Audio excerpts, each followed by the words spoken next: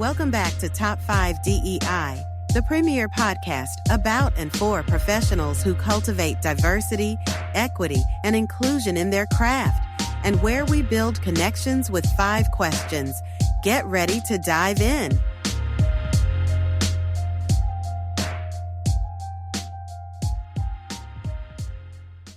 Hey everyone, this is our 5-minute DEI segment where we break down groundbreaking DEI research or takeaways from current news events in around 5 minutes. I'm your host for today's 5-minute DEI segment, Dr. J, and today we're going to dive into a fascinating and important study from the Human Resource Management Journal. This one's all about workplace politics, literally about workplace politics, as we dive into a study that tackles a major workplace issue: how politics, race, and leadership collide in the office. So here's the big question. How do managers perceive this Trump-supporting impact Black employees in the workplace?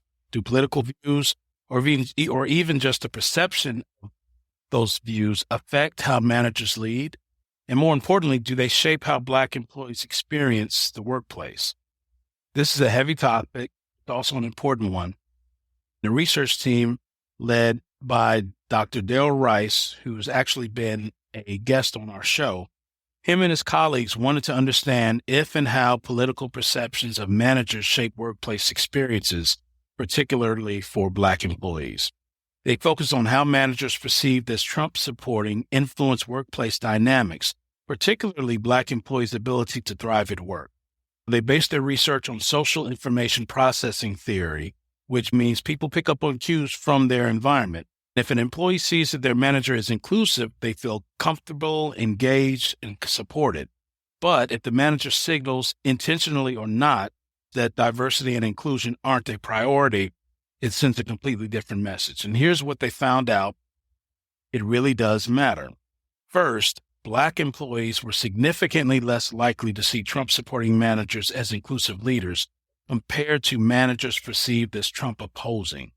Second, a lack of inclusive leadership had a direct negative impact on Black employees' ability to thrive at work. In other words, they felt less engaged, less supported, and less able to grow in their careers. And here's where it gets interesting. This effect was stronger for younger Black employees. Why? Well, maybe it's because younger professionals tend to rely more on their managers for guidance, mentorship, and advancement opportunities, or just opportunities for other work that could enhance their professional trajectory and career. In other words, if they don't feel included or supported, it can set them back early in their careers. And so why does this matter? Well, leadership isn't just about what a manager does. This study shows it's also about how employees perceive them. And whether a manager realizes it or not, their perceived political stance can send powerful signals that affect workplace culture and inclusion. For companies, this is a serious wake-up call. If Black employees feel excluded under certain types of leadership, that's not just a morale issue, it's a business issue. Retention, engagement, and performance all take a hit when employees don't feel like they belong.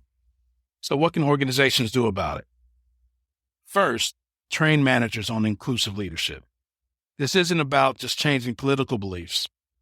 It's about making sure every employee feels valued and supported.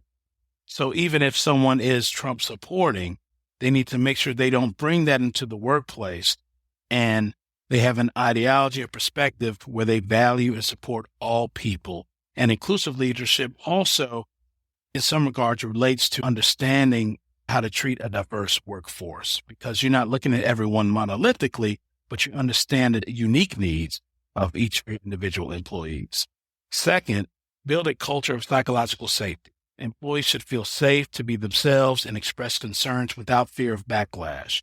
And third, pay attention to workplace trends.